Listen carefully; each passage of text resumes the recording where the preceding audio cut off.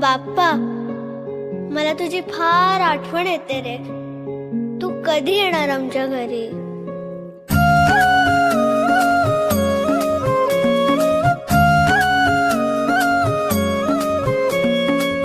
देवा तुझ्याच साठी उघडून दार, वाट पाहून झाली पार.